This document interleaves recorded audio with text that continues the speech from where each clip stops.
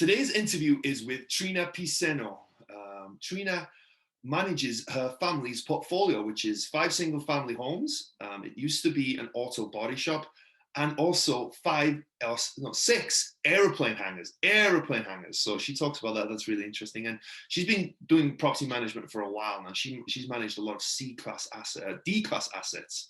So it's really interesting to get her insights on kind of best practices with that. So really interesting interview. Stick around for all of that. As always, like and subscribe on Wrestling with Real Estate, the YouTube channel. Go to the WWRE Podcast and give me a 5-star rating and write a review. It really does help us build this platform. So please go ahead and do so. And I'm looking to speak to as many of you as possible. If you're interested in real estate, whatever capacity that is, I'd love to get to know you, see if there's any way whatsoever I can help you. So go to the link in the description down below, or go to wrestlingwithrealestate.com and sign up there. But before that, enjoy today's awesome interview with Trina Piceno.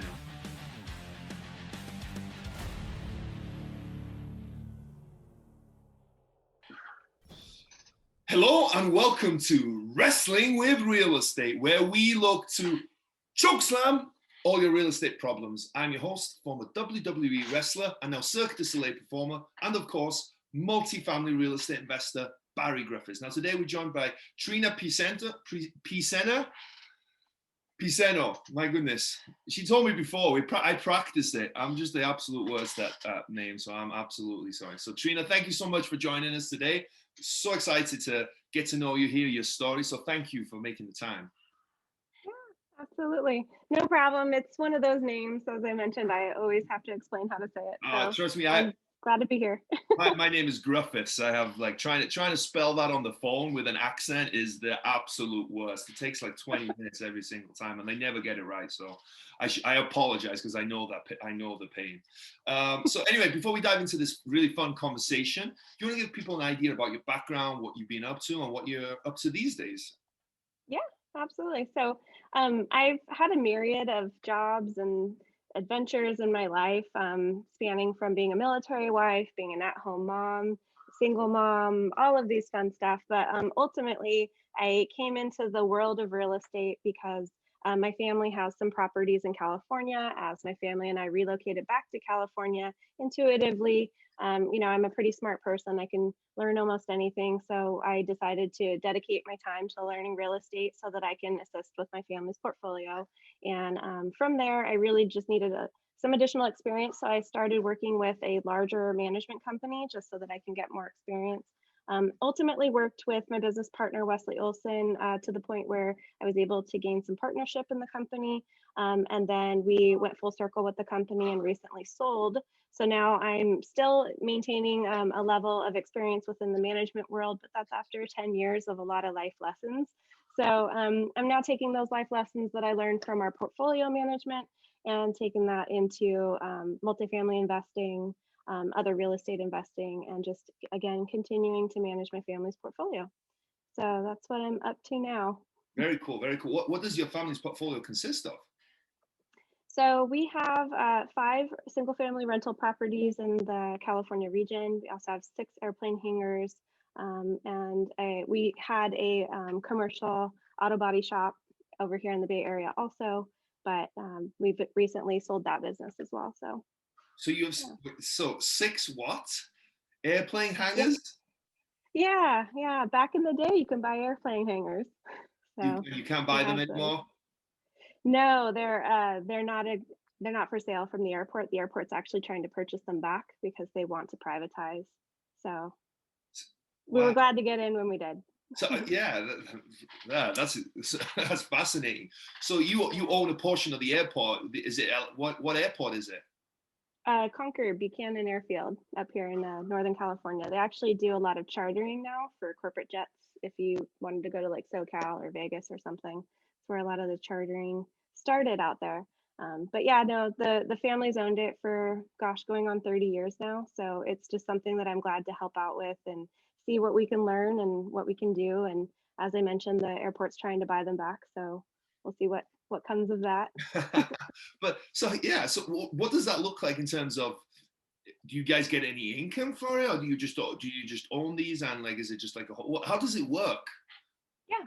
So some of them are actually just storage spaces if they're half hangars. The full hangars are required to host an airplane and they have to meet FAA requirements along with fire and safety requirements. So pretty much the management now consists on making sure that people are continuing to pay their rent and making sure that we pass our fire and safety inspections every year. The airport's recently gone through an overhaul for their security with updating their security. So we had to go ahead and do our part as a landlord to help implement that for the renters that we have for the hangars. But ultimately, it's relatively hands off, except for maybe once or twice a year. You have to involve yourself in something, but What it's a is well-oiled machine.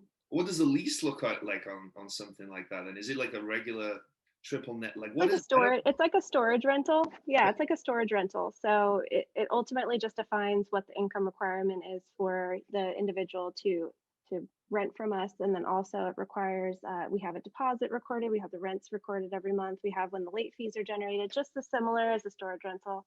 But also we do have the provisions in there that they have to adhere to the FAA requirements, similar as if you had a condo that had a HOA governing it. So. Yeah, you touched on something But interesting there. So the screening process is, what is the screening process? Is it just income verification, or do they need any kind of experience with like what? Yeah, what is? No, is it just an income? no, yeah, just anyone who wanted to rent the space, but they have to meet the requirements of the airfield as well. I haven't had a turnover in probably 8 years, Uh-huh. so they're pretty long term. Okay, yeah. Well, I was going to also ask, like, how do you find? Are they called tenants? What do you call them? Yeah, there's actually a waiting list with the airfield, so you practically just serve off of a waiting list, but we haven't had to do that in a while. And we actually had a different hangar that we ended up having go back to the airport instead of releasing out because of the nature of where it was located, the future plans for the airfield of what they were trying to do. It would have made it more difficult for us to lease it out. So we just let that, sell back to the airport right away. And it was pretty easy. For the most part, the family has managed it very well. So it's like they handed us a well-oiled machine and no complaints. How cool! How cool! And then you Yeah. guys responsible for all repairs and maintenance, or is that down to the tenant? Yeah, down to the tenant. There's not a lot of repairs and maintenance though. It's essentially a structure that's inspected annually for safety. We did have some overhauls quite a few years back where we had to request fire sprinkler installations as safety guidelines upgraded. Some people had to remove some of their existing structures that they had inside of them, but really now we're just down for at least the past 5 years. We've just been down to the fire code inspections. We have to have all of their extinguishers certified on an annual basis, but again, super simple. Yeah, yeah, and probably quite lucrative as well, I'm guessing. Well, being that they purchased when they did, and it's been practically just something that's been passed down. That was pretty easy to take over. So How cool! It's not every yeah. day you meet someone who owns an airplane hangar, right? Well, they have them for sale in different areas. Oh, It's actually really? something that, yeah, they have entire airports actually for sale in some places if you're interested. Yeah, yeah. I need to find a guest that owns an airport. That would be that would be Yeah. an Well, interesting. my grandpa and my stepdad, they're both pilots. So we grew up flying and had airplanes and stuff. So it was kind of just a normal thing. Yeah. And then that opens you up to like another world of people who just have a different set of goals for life. They don't have to be flashy. It's like owning a nice car, except for way harder to maintain. And yeah, as soon as my stepdad retires from his current position, we're hoping to get back into that where we can fly regularly again. It's been probably 20 years since we've flown, so life flies by. Yeah, it does. So Yeah, absolutely, no doubt. And so the other business that you just sold was an auto body business. Did you yep, guys own so the it was business or the actually real estate? no, so we actually still own the building, but the actual business that was established was sold. So it was my grandpa's business. He's had it for a million years, practically. And with he had passed. So with his passing, the original leaseholders that we had decided to buy the company. So they did that. So we actually don't have to do much. It is a triple net, so it's pretty hands off. We're not really looking to sell the building anytime. There's a lot of regulations for, economic safety whenever you do offload something like an auto shop that would be a little counterproductive if we did decide to sell it. So it's just one of those things that, my family's keeping an eye on and seeing what changes, and it doesn't make sense to make any moves with that. Yeah. So, So yeah. to complete the portfolio, you guys have 5 single family homes, I believe you said. hmm a total of about 5.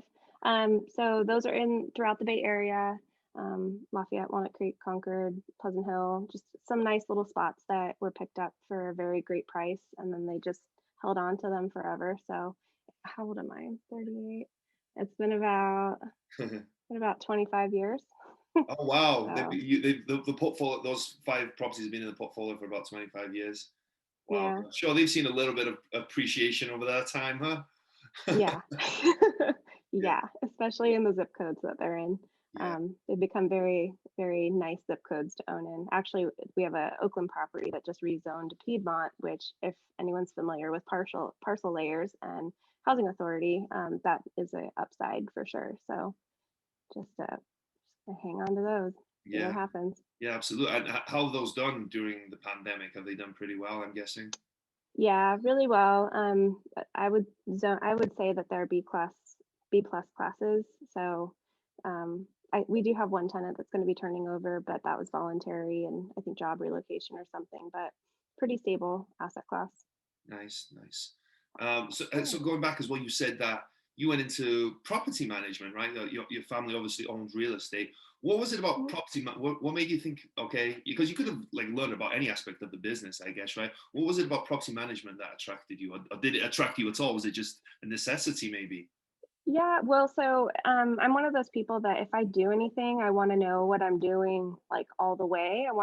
I'm the worst case scenario person. What's the Yeah, worst case scenario? We kind of touched on that when we were talking about children. But I wanted to learn as much as I possibly could. My stepfather and I went and got certified by California Apartment Owners Association just on the front end to have, a good base layer. But then also, I wanted high volume experience because, as I mentioned, some of our doors haven't turned over in quite some time. They're very stable assets. So I didn't expect that I would know everything that I'm doing just by the experience I was going to gain from that. So I actually got an internship with a Keller Williams just to get my foot in the door in the real estate industry in my area. It's a very tight knit community of that those agencies, but I just really wanted to get in the door with a management company, understanding that the only experience I had was a credential from California Apartment Owners Association. So I got hooked up with a gentleman named Wesley Olson out here in Brentwood with WR Properties, and he took me on, and we started with a portfolio of 74 doors and grew to about 250. After working with him for almost 10 years, we decided that we were at a growth point where we would have to really invest a lot of money into our company to create a maintenance division and everything else that goes with expected growth, or we would look at selling. I know his passion has always been in real estate. My passion has always been in management. It was just a great opportunity for us to take advantage of, how marketable we had made our company, and we were able to sell. I actually transitioned over to the company that acquired us, so I still get to work with a portion of my portfolio in some capacity. But now I'm more on the data building back end, and I get to use my experience to help my teams that I work with just learn the lessons that I've learned. But then also, I was going through a series of networking for multifamily investments, just again to learn more and more. In networking, I met some individuals who felt that my experience would be valuable for a joint venture that they were coming up with. And it's particularly a D class reposition. So everyone knows that's probably the one that you want to hit the pause button on a few times. And I feel like I'm a pretty good pause button hitter. So just take the lessons from managing our assets through the property management portfolio to see where I can help in the reposition of this JV, and it's been pretty fun. Yeah. Pretty fun. What are some of the some of the lessons that you've learned? Obviously, you were in the thick of it for many years, and I'm sure there's a lot of Yeah, lessons that you learn. yeah. Um, Yeah, if I had to highlight a lesson for D class versus C or B, I would say that you need to make sure that you're padding your expense bracket for things like legal and delinquency. When you're dealing with asset classes that might be a little bit more inclined to not necessarily like roll along business as usual, you can ask someone to vacate based off of the rent increase that they don't want to meet. However, you're most likely going to have to evict, which is going to mean 3 to 4 months of the timeline to go by of non-payment plus attorney's fees. And then also we do have some additional expenses we wanted to consider for security measures. So we've installed security cameras across the property, sync that with local PD. We are in an area that had been a little bit known for higher violence rates. So just wanted to see that eyes wide open coming ahead of time, and just make sure that we accounted for that within our expense ratios. So what is the project? Okay, obviously it's a D-class property that's going through a reposition, but what size? How many units is it? What is the opportunity? What are they repositioning it to? Yeah, so we have an 18 door and a 64 door, so a total of 82 just across the two portfolios. One of them I would say is a D plus, C minus. It's not, the 18's not in like the worst place on the planet. But the 64 is probably our noisemaker. The thing that we were really hoping to achieve was going from the market rates that were averaging around 500 a month. We're aiming to get closer to 700 a month, which is actually still the cheapest place to live in the entire area. But the thing is to be able to do that, the repositions weren't necessarily the standard where you replace floors, put in granite countertops, all that fun stuff, and raise the rent. It was managing the economic vacancy into physical vacancy so that we can stabilize the portfolio for habitability. Like the minimum bar needed to be met just to be able to collect rent on some of the doors there. So we needed that turnover, particularly for safety, so that we can get those units up to par. And then again, we're still aiming to raise the rents. We're just aiming mostly to make sure that we're delivering a quality product to an area that needs housing. And we're still under market for the rents at the end of the day. Interesting. For people who don't know, what's the difference between economic vacancy and physical vacancy? Yeah, so physical vacancy is literally I have a door with no bodies living in it. And economic vacancy is I have a door with bodies living in it, but they're not paying anything. So it's as if you had a vacant door. So non-payment is economic vacancy, but occupied. And then physical vacancy is literally you need to lease out the unit and put bodies in the door.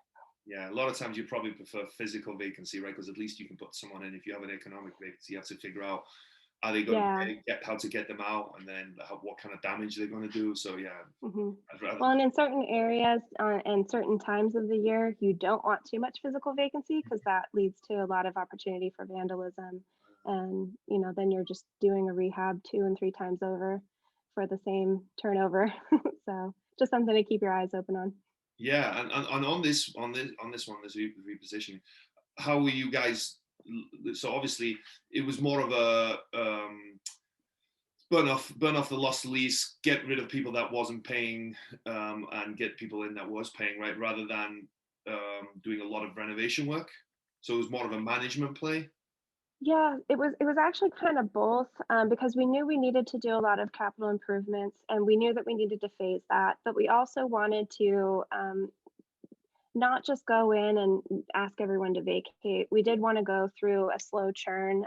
There were some opportunities that we had to step increase some of the doors instead of blanket increase. So giving them an opportunity to climb to market as opposed to just bumping them and waiting to see if they vacated. But then also we had a lot of things that we needed to meet as far as operational expenses. So we couldn't just ask a quarter of the doors to vacate. We wanted to still see that income generated in, throughout time. So it was a very interesting situation where we wanted to just come in as new management, make sure that everything got maintained and updated as needed, but also that they understood that we're actually going to enforce our lease and they're welcome to work with us. So it's in Richmond, Virginia, which actually when we first took over, there was a lot of ho-humming over the potential legislation that was going to be passed for tenants' rights, where they were going to be required, landlords were going to be required to work with the renters on a quarterly payment plan. So I'm sorry, over the period of 4 months, they were going to have an opportunity to come whole on any delinquencies before you can ask them to vacate based off a non-payment. A lot of people were very upset about that. It was an overreach on the government side. However, I'm coming from California, so I've already had to live that for quite some time, not necessarily in the same ways, but at the end result felt very much the same. And I was glad to see that it was a cooperative participation between the area and the landlordship, not necessarily just a mandate that you're stuck to figure out. So the renter was going to have to put down 25% of their delinquency to the city for management while they're doing their repayment plan. So it would eventually make the landlord whole over the course of a 4-month period, as opposed to just pie in the sky, hoping that someone can miraculously find the entire balance in lieu of being evicted. So it was more of a chance to let people stay in their home while getting a workable agreement with some teeth. So over in California, we call that a stipulation agreement. We love working with stipulation agreements where it's essentially a pay and stay. At the end of the day, we're landlords. Leasing and turnovers are the most expensive parts of our business. And if you can have an opportunity to maintain a family in one place, regardless of the circumstance, but also have some teeth behind it. So if you need to enforce it, and it's not just starting over from scratch, that's a good option. So that's another thing that we were able to bring to the table as far as my experience for joining the partnership, was that I had seen the outcomes of working with options like that before, to where I can explain it in a way where we can see where it's going to be a benefit to us. So that's interesting, because when you initially start telling the story, I assumed that those units were in California, right? But so you were involved. Were you the property manager, or were you advising? Were you more of a consultant role in advising the property manager on something like that? So I'm in, there's myself and 2 other partners in the joint venture. I do have a percentage ownership in the property based off of joining on from my experience, but myself and 2 other partners are the asset managers for our partnership. So myself and a few of my other partners are the ones who are managing the manager. So we do have a local on-site manager who's, got all the framework to do the day-to-day and the project management if we need them to. We did have a general contractor who was working with us in the partnership as well to oversee a lot of that. And then the 2 other partners that we have live physically over there. The difficulty that would have been for me is if we didn't have anybody local that could get eyes on situations, it'd be very difficult to asset manage from 3,000 miles away. Yeah. Well, that's why I was asking. I thought you were actually doing the property management itself. I was like, oh, how are you doing that? It's one thing to manage a B plus, maybe A-class property from the other side of the country, maybe, but a D property, I feel like it's something that you need to be boots on the ground for sure, or something like that. Yeah, your ground game is very important. yeah, you've got to be seen at the property quite often, I imagine. Yeah. Well, is your experience with that kind of asset, with a D-class asset previously, is that kind of the type of properties that you were managing before? Yeah, so a major portion of our portfolio within the property management company that I was with here in California, a major portion was based in some D-class areas, and a lot of our heavy lifting for repositions as a manager came from repositioning D-class. So we learned a lot of hard knock life lessons. It's kind of sad to say, but I learned a lot of expensive lessons as a manager, and we take it very, very close to heart whenever there's an impact, especially a negative impact. And it's almost like you PTSD yourself into never doing that again. So that's I think one of the reasons why I'm so conservative, and the advice that I give, and the things that I try to aim the viewpoint towards is, again, what's that worst case scenario, because I've seen some things and we don't want to do that again. So yeah, what are some worst case scenarios, just out of interest, if you don't mind sharing, just for fun, not yeah, just some horror stories maybe that you've seen. For anyone listening, I want you to ask yourself, do you have an asset that sounds like it's prime for the picking? As you had an out-of-state investor who didn't know what they were doing, who had a local person living on site who is managing everything for you, and just for some reason you have expense bleeders on the books. Let me tell you about a 40 door that we converted. We had our on-site manager who liked to go around to all the houses for collecting the rent and bully them. We had maintenance people that were on site for that who would accept payments in the form of lap dances. We had, we had that gentleman also who was throwing bricks through sliding glass doors just so that he can get the job to repair them. It's really bad when you are seeing an opportunity that looks like you can absolutely turn it around based off of the expenses recorded from the former owner, and you need to make sure that you're turning over the problem as well, which would be that on-site individual. A lot of times people feel like that's an asset baked into the deal, that you already have someone on site who can take over, especially if you're out of area, but then you're probably going to learn those expense ratio lessons that the last owner did as well. So just eyes wide open, don't trust. Trust, how they say, trust but verify. So how would you, right? So you're an out-of-state investor, which I'm sure, you know, a lot of people are, right? And I'm sure you speak to a lot of them being in California. How do you not have an on-site person? You just go with a third-party property management, or how can you sort of, because it's tough, right? You may not even be able to go to that property or that area to meet that person. Is there any way that you can vet them? Yeah. So what I would actually do is, if there's an individual who's been living on site maintaining all of these things and you're seeing some bleeders in the expenses, that's a red flag, and you need to take it seriously that individual might actually have to be turned over. Also, a third party manager on top of the on site individual, that's a very good idea. I know a lot of people try to trim the fat in their numbers that they work out, but that's not a place to trim the fat on, because unless you literally can be there to oversee the project, you need to have someone who contractually is obligated, especially under a real estate realm, to make sure that they're going to be accountable for the action items on the property. So don't make your numbers work in the form of overcoming third-party property management if you can't be there to run it yourself. Yeah, that's great advice. Like, I think people, you know, they want to cut corners so much to make deals work, right? It either works or it doesn't a lot of times, right? If you have to, just like you said, right, if you can't afford third-party property management to kind of bake in a 6 or 8%, whatever it may be, 10% fee, well, that deal is probably not a deal. Because also what you've got to factor in as well, I think people forget this, is that when you sell that property, if you go to sell that property, the next owner or buyer is going to factor that in, and most likely, and if they're not, the lender is, right? Lenders always factor in something for property management.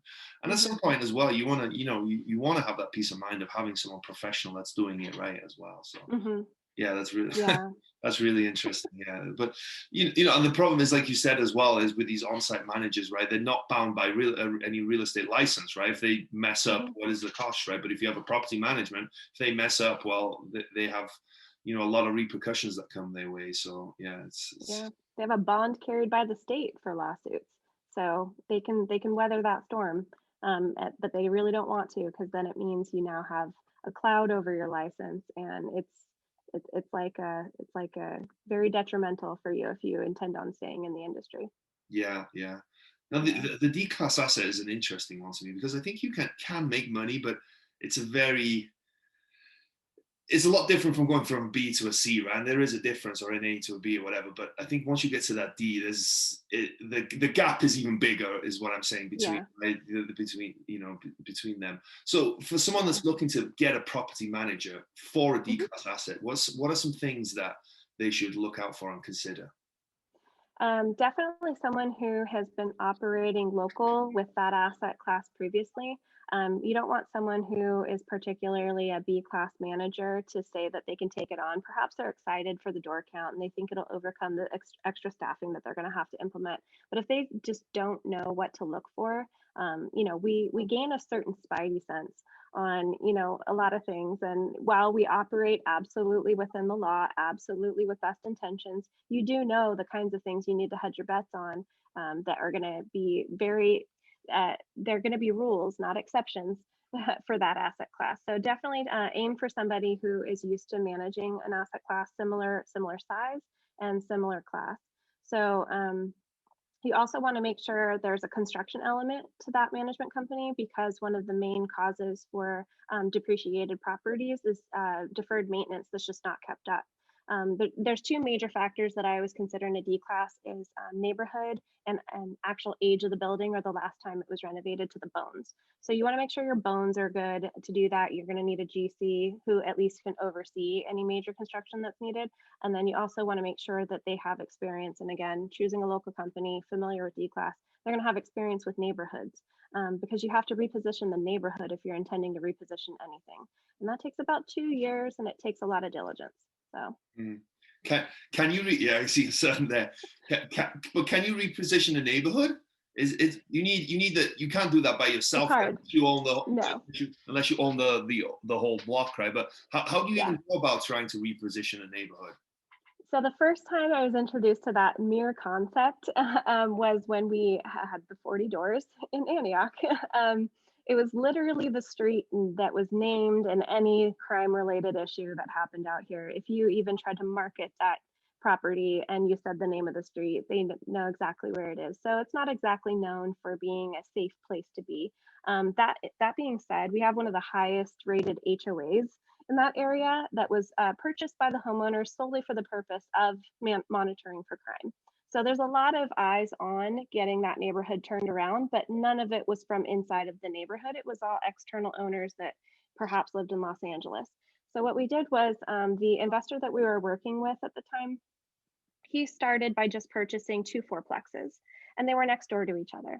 So we were managing 2 fourplexes, and that's probably the most work I've ever had to do in my life, is just manage 2 fourplexes in a D-class positioned area. So as we started gaining more and more fourplexes down the street, when we were able to control more of the neighborhood, we saw a very, very drastic difference in how hard it was to manage that asset class, because now we were the landlords for the entire area. The difficulty was, working with neighbors. So if you have a big enough footprint where you have control over the management of that area, so even if you buy an asset that's next door to an asset that your management company manages, that's a great opportunity for you, because you're still going to have the blanket rules the same. You're going to have enforceability under the same responsible party, and that was a major game changer for us. Yeah. And where were these properties? Were they in California or were they in Virginia? They were in California. Okay. Interesting. Yeah. So so another thing you touched on there when we talked about is out of state investors, right? What are some tips for someone out of state with working with a property manager? So okay, we agree that maybe having an on-site manager might not be the best place, or if you're going to do it, have some other third party. But working, out of state, right, is scary to a lot of people, and it can be very tricky, and a lot of people have lost money, and a lot of people have made money too, right? Let's focus on the good as well.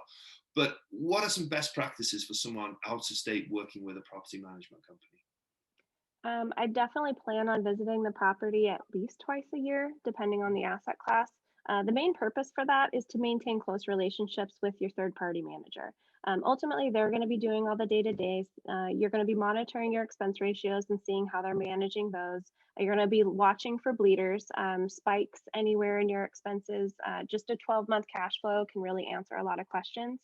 But if you're seeing anything that is concerning, if you're not seeing things that are concerning, you're still going to want to maintain a face-to-face relationship with your third-party property manager, because it's that accountability that they have to you and the fact that they need to answer if anything goes wrong that really makes them keep going through the hard times, because they're going to experience them. But definitely just plan on monitoring your expenses, plan on having difficult conversations on a regular basis with your manager, plan on setting goals for them to meet. Even if you feel like they're unrealistic goals, the fact that you have them gives your manager an idea of what business plan you're aiming for. I have a lot of clients who in our management company, they just wanted stability. They didn't care if they were under market.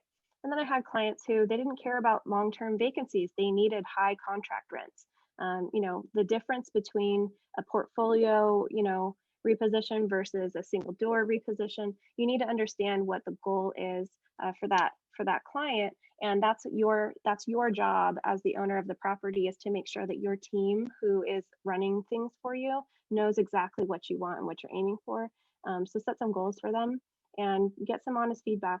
You also don't want to hire a team of yes men. You want to make sure that you're going to work with somebody who can tell you the dirty, dirty thing that nobody wants to hear, because those are the conversations where you, as the owner, are going to learn some lessons on where you need to make some adjustments to your business plan to be more realistic. The last thing you want to do is set unrealistic goals, but then pretend like they're actually going to achieve them and be shocked that it didn't happen. So goalposts are great, but make sure that you stay in line with reality. Yeah. What are some examples of goals that an investor could set their property manager? So like for ours, we did want to, within the first year, have at least a quarter of all of our doors updated to the $700 price point. And the reason for that was we intended on at least turning that many doors. So that was a goal that I felt like was very reasonable, mostly because we were going to have such a heavy presence on the general contracting side on site. So that was something that we were aiming for. We didn't meet that goal, of course, but we were aiming in the right direction. So next year, when our next goal comes up, where we're aiming closer to 750 for another quarter of the doors, we're not expecting that we're going to absolutely gain that, but we're definitely aiming for it. And it's helping our property management company know what our intentions are as far as if we're okay with longer term vacancies to achieve those rental rates versus if we just need occupied doors. So it's been helpful. Yeah, and that's where you as an investor, right? You as the owner have to understand what you're trying to do as well, right? It's one thing to take over an asset and think, okay, this is a good asset, and that's about it. You want to understand that what is your long-term goal, right? Is it to push rents as quickly as you can and turn it around and refinance or sell, or is it a long-term hold? So you don't, it's there's varying business plans that you can have, right? But it's important that you understand what that vision is so that you can then, like you said, relay that to the property manager, because unless you know, how are they supposed to know, right? And there's decisions that they make on a daily, weekly basis that can be different depending on what your outcome is, right? What you're trying to achieve. Yeah. You can have 100% occupied doors, but if all the rents are way too low and your delinquency is way too high, that's not going to achieve your goal of being able to refinance the property. If you need to sell and show that you're taking a loss, you can have some different options there. It just depends on what you're aiming for. Yeah, really interesting. And property management is obviously, without doubt, like one of the most important components of, a successful real estate deal, right? A bad property management can turn a good deal very bad, and a good property management can turn an okay deal pretty good, right? It's almost better to find the property management company first before maybe even picking the area or whatever, right? If you know there's a good property management company somewhere, you want to try and use that. So yeah, it's absolutely. And a good property manager is actually an amazing way to find assets because they know a lot of the assets that they've been managing, that perhaps their business deals come full cycle and is ready to reposition or offload or whatever. They know the history of the areas. They know the brokers of the areas. One thing I always look to also is relationships with title companies. Those are like master Jedi wizards with a lot of property database records. So if you ever needed to farm from something, title reps are awesome people to have. But then coming back to property managers ahead of a deal, if you need someone to assist with diligence, a property manager's eyes on lease agreements and rent rolls is a great way to find where someone just put heads in beds and are handing you a problem before you ever purchase it. Yeah, definitely, right. If you have a good project management company, they do this all day, every day, right? So it's having that relationship with them so that when you get a deal, they can look at, right? But that's an interesting point in itself, right? How do you create that relationship, and how do you? Because every property manager is going to look at every deal you do, right? So how do you find the fine line between sending them 20 deals a month and sending them 0 and getting, or not getting them to look at any? What's the happy medium there, and what's the best way to do that, you think? Well, your initial diligence on what you're looking for needs to be quite stringent before you involve professionals. I will say it's going to get easier the more and more that you do. I would probably want to learn the lessons of what the property managers are aiming for when they're looking at the documents as well, so that you can kind of trim the fat a little bit easier.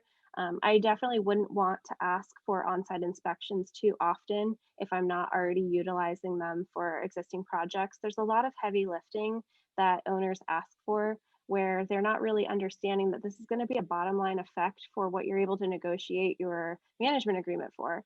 Yeah. For example, in my deal right now, I'm making sure that we're playing nice in the sandbox because we're up for renegotiation on our management agreement. And I'm aiming to, keep our costs down and not be the squeaky wheel, but also have those goals that we're aiming for, but also the understanding that the open lines of communication are the biggest part. But that doesn't mean that everyone and their mother is emailing them on a weekly basis. Mm. We don't want to be the noise that they're trying to trim later on. Plus, just understanding that the maintenance elements for a property management company operate on a different price point than the actual property management company. So if you're pulling in those maintenance elements far too often, and there's no cost to the management, they're not going to find the benefit in working with you. So just if that's a card you want to play, keep it tight to the chest and be aware that you may be burning a bridge. So Yeah, that's such a, yeah, and I never really thought about that so much. Is if, like you said, if you're the squeaky wheel and demanding stuff all the time, right? You might get them to do that, but if they come to manage it, you might be paying a higher fee, right? And you'll pay for that, right? You'll pay for being a pain in the ass, basically. yeah. And it's interesting you say as well that as you guys are renegotiating a property manager, you're trying not to push on them too hard, right? I guess once you sign Yeah. the contract, then you can start Yeah. pushing them a little. Well, our end of year budget is in November particularly, and our renegotiations in March in particularly, and they're not in the same month. Okay. Nowhere near each other. So we never want to be pushing on something like that and then asking for a reasonable rate for the next period. So yeah, That's interesting. Yeah, and you guys did that something on to consider. purpose. I'm guessing that was done such Yeah. easily. Well, they made it easy too. It was based around the purchase date and the way that their company is structured when they aim to have the end of year budgeting rollout. So we saw that opportunity and saw that we were going to potentially be a pain point when it came to that negotiation mark. So we were like, it definitely bodes well that there's a cool off period in between the two. Yeah, So that's really smart. That's really smart. Well, cool. Hey, this is really interesting. I love the management aspect of stuff, and especially like talking about the D class stuff, right? It doesn't get a lot of times, there's no such thing as D, right? Not many people want to, yeah, right? Especially brokers, they never tell you that there's a D. It's A, B, or C, right? There's nothing worse than a C, apparently, according to them. So it's always interesting to hear that and the management aspect of that, because it is a different animal to manage a D class property, I think, for sure. yeah. I'd also recommend grab the property address and the community name for any public records for open lawsuits and see if there's been any bad press in the past few years. The one that we purchased, we did find some really bad press for about a year prior, which just so happened to be when the former owner was starting to ramp up to sell because I think they were feeling the pain of it. But we knew what we were walking into, and we knew that we had to hit with a heavy force on the front end to show that we're here to turn things around. And that was the way that we positioned it, as opposed to coming in and just asking for vacancies so that we can turn units and raise rents. That was never our business model. It was never our talking points with our managers, especially. So just eyes wide open on what you're walking into. So life is chess. Play chess. So. But how do you find those things out? But the bad press is just a Google thing, or how, and then the litigation stuff. How do you find those things out? Yeah, so you could just search public records, county records. You can look for lawsuits. Usually, if you know the deeded owner's name, you can look through public records for the deeded owner versus anybody, or anybody versus the deeded owner.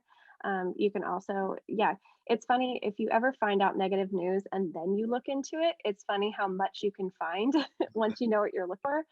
But if you know to look for that on the front end, then just aim better. So we were doing a lot of Googling of the property address in every which way it could have ever been named, and you can find a lot. They Yeah. made it easy for us to find it, so Okay, that was helpful. But yeah, yeah. especially if you're dealing with the worse the asset class, the more likely that there is some kind of litigation, I guess, right? And some legal issues. Yeah. Definitely. But I would check. Yeah, that's a good. I've never done that before, but I actually like that idea. That's definitely something on any property that I look at now. That is something, because you could take it over, right, and not know, and then all of a sudden it's your problem, right? Because it's tied to the property. Yeah, really interesting. Well, Yeah. this is fun. This is fun. Thank you so much for sharing everything. This is really Yeah. interesting to me.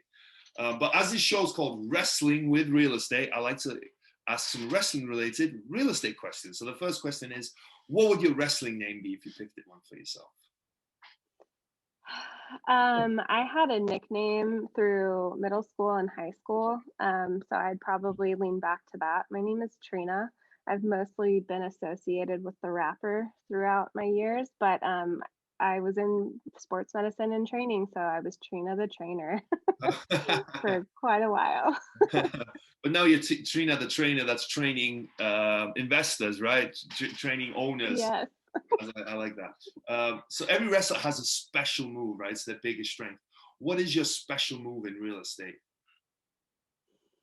My special move in real estate definitely is property management and just being able to look for the things that are genuinely concerning versus the things that are just noisy and look like a red flag, but it's overcomable. Um, the tenant landlord laws don't scare me. I really love learning those, and I think that that's something that I use in my favor. Definitely. The more you know, right? Absolutely. And what's been the biggest body slam you've taken in your real estate career, you think? Um, I learned Mandy McAllister. Me and Mandy were in quite a few conversations, and I figured out what my biggest body slam was that I didn't know I had. It's called imposter syndrome.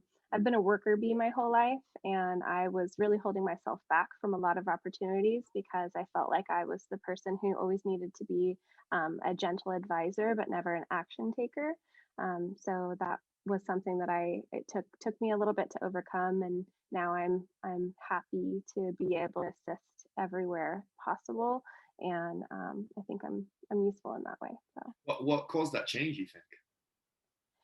a lot of it was some mindset work that I needed to do on myself. I think I had spent so many of my years just educating and educating and educating that I wasn't able to zoom out and see my true opportunity from where I started to where I came. And honestly, my group of friends that I have, we started an organization, Aspiring Women Achieving More. Myself, Mandy, Victoria Griggs, Jennifer Barner, and a friend of ours from Seattle, Amber Peel. We all got into this book club where we just focused on the problems that we have and where those inherently come from. And it took some like-minded bad bees to put the mirror to my face and say, knock it off. And we do that for each other, so That's it's awesome. useful. That's the power of masterminds and networking, and creating people with similar goals and outlooks, right? And they're trying to help you. Yeah, that's really cool. That's really cool. Yeah, we were all amazing advice givers, but not advice receivers. And it took us being around all of the same personality type to be like, oh, okay, I'll listen to you. Yeah. So Yeah, surrounding yourself with people. Yeah, you need a certain person sometimes to tell you, right? The message to come from a certain type of person sometimes. Yeah. So was there a moment that you were standing on the top rope getting ready to jump, but you were too scared? What was it and how did you overcome it? I'm gonna say I held back on moving forward in my partnership, my management company partnership. I held back quite a bit, and I'm gonna go ahead and anchor on imposter syndrome. My business partner is quite an impressive gentleman. He's very much someone I look up to as a mentor, and I never associated myself as an equal. I was always looking to learn things from him. And one way that I was able to overcome that was diligence and working with him and just gaining that level of respect for myself. And there was a certain point where I had approached burnout, and he very much helped me see that I absolutely belong here. And to make sure that I felt valued, he offered me partnership in the company. And that was a huge investment that he saw in me. And I think it really went back to believing when someone is telling you that you have an amazing quality, actually just believe them, not everything is lip service, especially people that you look up to. So that was, I guess, one thing I was holding myself back on too. So Yeah, that's great. I'm glad that you've overcome all that, though. That's awesome. That's really cool to hear. Well, Trina, thank you so much for making the time, and thank you for sharing everything that you shared today. It's really interesting. Like, this is so cool about the podcast. I mean, like, you learn so many different things and have so many cool conversations that may not normally have. So I really appreciate that. But before we go, if people want to find out more about you or they want to get in touch with you, how can they do so? I would say just look me up on Facebook. I get a little jaded by social media, but ultimately it's a content search space of, what someone's up to, and that way it can be more centralized. So yeah, just feel free to look me up on Facebook. Okay, cool. Well, Trina, thank you so much. I really appreciate it. Have an awesome rest of your day out there in California. Thank you. You too.